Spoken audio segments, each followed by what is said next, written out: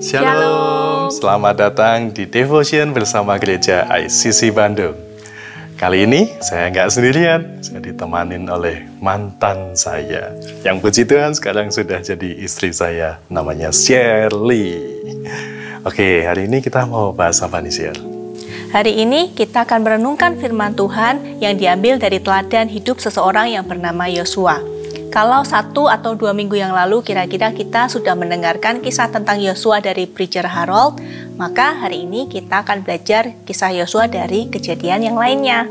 Kita akan membahas dari Yosua 9 ayat 3-4, dilanjutkan ayat 14-16. Ya, kita masuk ke dalam firman Tuhan. Tetapi ketika terdengar kepada penduduk negeri Gibeon apa yang dilakukan Yosua terhadap Yeriko dan Ai, maka mereka pun bertindak dengan memakai akal.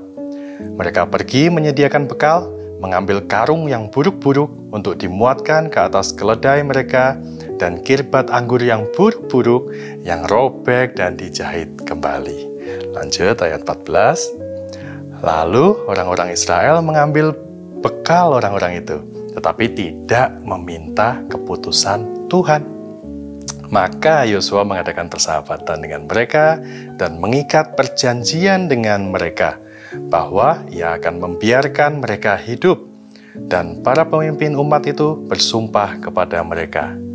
Tetapi setelah lewat 3 hari, sesudah orang Israel mengikat perjanjian dengan orang-orang itu, terdengarlah oleh mereka bahwa orang-orang itu tinggal dekat mereka, bahkan diam di tengah-tengah mereka. Nah, orang Gibeon mengetahui bahwa sesuai perintah Tuhan, bangsa Israel harus menumpas habis orang-orang Kanaan. Karena itu, mereka berpura-pura seolah-olah mereka bukan dari Kanaan, melainkan orang-orang dari bangsa yang jauh. Singkat cerita, Yosua dan bangsa Israel kena prank. Mereka terkena tipu daya orang Gibeon. Yosua dan para pemimpin umat mengadakan ikatan perjanjian damai dengan penduduk Gibeon yang menyebabkan mereka harus hidup berdampingan dengan orang Gibeon. Hal ini menyebabkan bangsa Israel tidak dapat memiliki wilayah Gibeon secara utuh. Yosua dan bangsa Israel tersandung oleh tipu daya orang Gibeon. Ketika kita mengabaikan Tuhan dan mengandalkan kekuatan sendiri, maka sangat mudah untuk kita jatuh dalam kesalahan. Pertanyaannya, apa betul kita tidak boleh bersalah sama sekali? Bukan itu masalahnya. Kalau kita pelajari kepemimpinan Yosua dari awal sampai akhir, kita dapati bahwa Yosua tidak pernah melakukan kesalahan yang sama 2 kali. Tidak pernah lagi ia mengabaikan Tuhan, atau tidak pernah lagi ia berkompromi dengan musuhnya. Bagaimana dengan hidup kita? Apakah saat ini kita sedang berkompromi dengan dosa? Atau kita juga seringkali mengabaikan tuntunan Tuhan? Bisa saja sesekali kita jatuh ke dalam dosa. Namun, jangan sampai kita terus-menerus melakukan dosa dan kesalahan yang sama. Ya, seperti para pahlawan kemerdekaan Indonesia punya semboyan, sekali merdeka, tetap merdeka. Jangan sampai kita punya semboyan, sekali salah, tetap salah. Wah, jangan ya Dek ya, jangan. Ya. Tetapi biarlah kita kalau pernah salah, sekali salah, lanjut bertobat. Itulah poin yang pertama.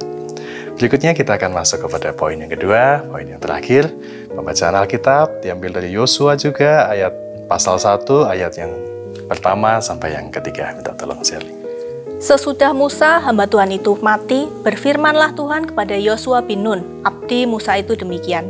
Hambaku Musa telah mati, sebab itu bersiaplah sekarang, seberangilah sungai Yordan ini, engkau dan seluruh bangsa ini menuju negeri yang akan kuberikan kepada mereka, kepada orang Israel itu. Setiap tempat yang diinjak oleh telapak kakimu, kuberikan kepada kamu, seperti yang telah kujanjikan kepada Musa. Di sini kita bisa melihat bahwa Tuhanlah yang memberikan visi kepada Yosua. Tuhanlah yang memberikan rancangan atau yang memberikan panggilan atas Yosua dan bangsa Israel. Bukan kepentingan atau keinginan dari Yosua sendiri atau ambisi pribadi dari bangsa Israel. Yuk kita lanjut lagi, baca Yosua 10 ayat 9 sampai 11. Lalu Yosua menyerang mereka dengan tiba-tiba, setelah semalam-malaman bergerak maju dari Gilgal. Dan Tuhan mengacaukan mereka di depan orang Israel, sehingga Yosua menimbulkan kekalahan yang besar di antara mereka dekat Gibeon, mengejar mereka ke arah pendakian Bet-horon dan memukul mereka mundur sampai ke dekat Aseka dan Makeda. Sedang mereka melarikan diri di depan orang Israel dan baru di lereng Bet-horon, maka Tuhan melempari mereka dengan batu-batu besar dari langit sampai ke Aseka, sehingga mereka mati. Yang mati kena hujan batu itu ada lebih banyak dari yang dibunuh oleh orang Israel dengan pedang. Ya, di sini kita bisa melihat bahwa kuasa Tuhan sesungguhnya jauh lebih hebat, jauh lebih dahsyat daripada apa yang bisa kita manusia perbuat. Kita tahu bahwa yang mati karena hujan batu dari Tuhan itu lebih banyak daripada yang mati karena pedang. Nah, di sini kita juga bisa melihat bahwa Yosua tanpa minta tolong sama Tuhan pun, pertolongan Tuhan yang dahsyat terus menyertai kehidupan Yosua. Berikutnya kita lanjut baca Yosua pasal 10 ayat 12 sampai 14. Lalu Yosua berbicara kepada Tuhan pada hari Tuhan menyerahkan orang Amori itu kepada orang Israel. Ia berkata di hadapan orang Israel, "Matahari, berhentilah di atas Gibeon dan engkau bulan di atas lembah Ayalon." Maka berhentilah matahari dan bulan pun tidak bergerak, sampai bangsa itu membalaskan dendamnya kepada musuhnya. Bukankah hal itu telah tertulis dalam kitab orang jujur?